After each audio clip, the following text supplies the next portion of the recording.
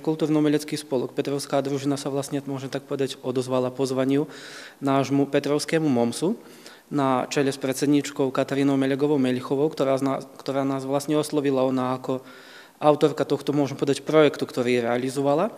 A nás pozvala vlastne, aby sme sa odozvali a vycestovali do Svätého Petra na Slovensko, kde vlastne ich základná škola zaznamenávala svoje výročie. A tak sme sa odozvali a spravili s deťmi taký krátky kultúrno-umelecký program. Petrovčania už odchádzajú dlhé roky, čiže ďakujúc tomu MOMSu do Svätého Petra na túto spoluprácu, čiže už teraz dlhé roky, ako je to dozadu, tak tie deti sa tam už niektoré aj poznajú s tými deťmi v Svätom Petri v základnej škole, ale samozrejme sú tam aj nové generácie, ako aj táto nová generácia, taká novšia. Čiže tá väčšina detí je tam poprvýkrát bola. Nie sú takí, ktorí už odchádzali roky dozadu. Ktorá skupina detí vycestovala teda na tento zájazd? V tomto momente v Petrovskej družine máme dve detské tanečné skupiny. Je to tá najmladšia Nádej a táto staršia, čiže detská skupina, s ktorou ja pracujem v tomto momente, tak ona vycestovala na tento zájazd. Bolo to úhrne až 18 detí, čiže takých 9 párov sa zúčastnilo a som veľmi rada, že vlastne rodičia, tak môžem povedať, zdôverili mi tie deti a dali mi ich do vienka, aby som s nimi vycestoval na to Slovensko, aby sme vlastne mohli taký až polhodinový program, čo je pre deti nie až také aktuálne, že každé dieťa, každý detský súbor môže taký program aj podať. Čiže vystúpili naše deti ako solisti, tak aj spevácka skupina, dievčenská, s ktorou pracuje Milinka Sýkorová v našom spolku a potom sme zapojili tam samozrejme tance ako aj detské hry. Čiže okrem tohto vystúpenia, tak takou novinkou tohto roku bol aj taký workshop, kde ma poprosili, či by som spravil taký krátky, môžete povedať, úryvok z našich tanca, aby sa vlastne aj tie deti na Slovensku v Svätom Petri zo základnej školy vlastne naučili niečo od nás z Dolnej Zemi. Tak samozrejme okrem mňa sa zúčastnili tu aj moje deti, kde sme vlastne ukázali taký krátky úryvok z nášho tanca. A nie len, že ukázali, ale vlastne sa zapojili všetky deti, bolo ich vyše 100 detí tam v danom momente. A ako počuť odozvy sa im to veľmi páčilo. Takže ma teší, že aj na takýto spôsob, okrem toho samého programu, sme boli aj takto zapojení s tými deťmi a sa vlastne kamarátili na ten spôsob. Ja sa volám Srďan Jan z Bučnovic, mám 9 rokov. Srďan, odkedy ty tančíš túto v Petrovskej družine? Myslím si, že 7 rokov. Prečo si zvolil chodievať sem do spolku? Lebo je to veľa priateľov aj Výhoda je, že vlastne cestujete niekde. Kde ste to teraz vycestovali? Teraz sme boli na Slovensku v Svätom Petri. Čo ste tam robili? Tancovali sme aj niekto si aj našou kamarátov, aj tak. Volám sa Sania z Bučnovic, mám 12 rokov. Takže ako sme počuli, máte pekné dojmy z toho zájazdu. Trošku nám ty porozprávaj, ako to tam vyzeralo. Bolo na brehu, no aj boli sme tam 3 dní. Aj naozaj nám bolo veľmi dobre. Prišli sme štvrtok o 7, mne sa zdá. Aj potom sme išli na večeru. Išli sme na disko a potom na večeru. Aj potom sme išli do izbov. Aj tam sme boli, aj potom ráno, keď sme sa zobudili, sme išli na raňajky. Aj potom sme sa išli razom obliekať do krojov. Aj sme išli tancovať. No, keď sme vytancovali, to bolo o 1. Potom od 1 do 3 sme boli v planetáriume. Tam sme hľadeli film voľaký, aj hviezdy. Aj sme boli v hviezdárni. Aj potom o 3 sme išli do školy. Tam bol futbalový hokej. Boli sme na večere, potom sme išli do izbov sa pakovať, aj potom sme išli spať, aj potom sme ráno sa zobudili a sme išli domov. Ja sa volám Klaudia Kováč-Varka. Klaudia, ako tebe bolo na tomto zájazde na Slovensku? Pekne. Čo ti bolo tak najkrajšie? Čo ti utkvelo v pamäti? Keď sme boli v planetáriume a aj hviezdárni. Čo sa tam novo dozvedela? Sme pozerali hviezdy aj film. Ja som Monika Malachová, mám 10 rokov.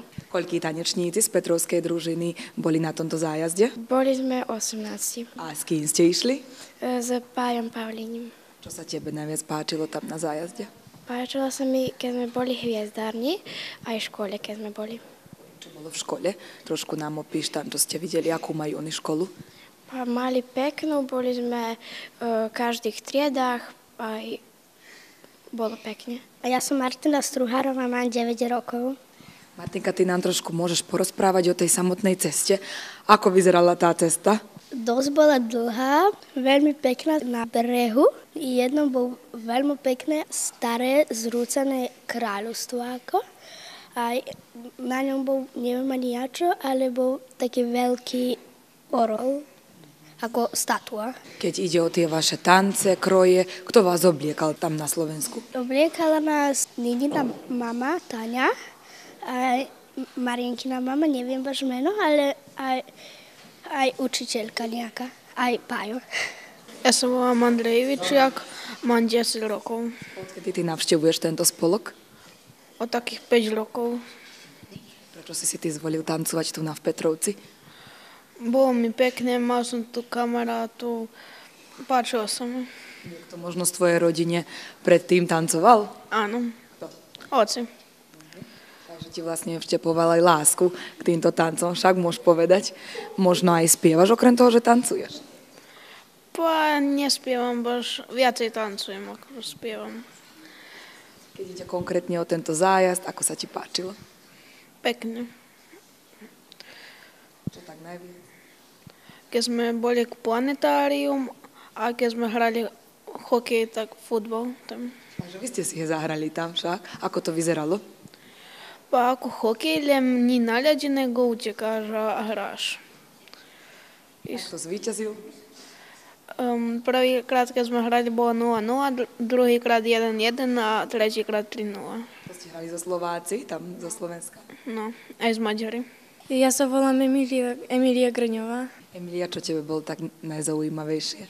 Najzaujímavejšie bolo o vesmíre aj ten planetárium. Ty máš tomu blízko, teda aj otec sa tým zaoberá však. Áno.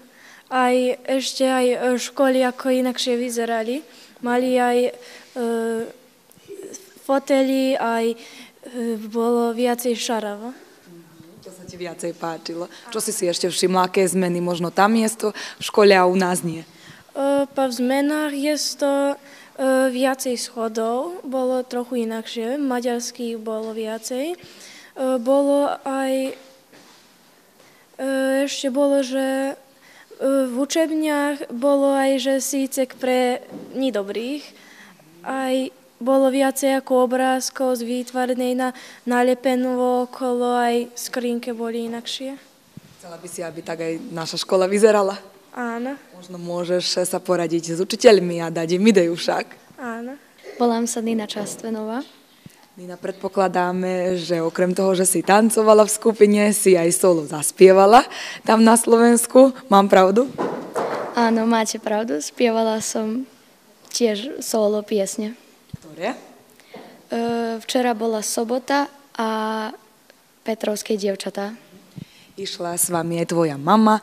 Ako zvládala vás všetkých poobliekať? Dobre jej to išlo a dosť sme sa aj rýchlo obliekli. Kto jej radil? Možno s niekým sa ona radila tuto v Petrovci, ako sa oblieka ten kroj a zvládnuť tak rýchlo všetkých poobliekať? No, ona sa učila od tety Čúsovej a tiež nás všetkých tak potom podľa toho aj rýchlo obliekla. Volám sa Jana Krásniková. Janka, aj ty si bola teda na Slovensku, aj trošku nám porozprávaj o tom, ako vyzerali tie vaše tance. Čo ste vy tam, s čím ste sa predstavili? Sme sa predstavili ako voľaké hry, čo Pájo nám vymyslel ako hry na begeji.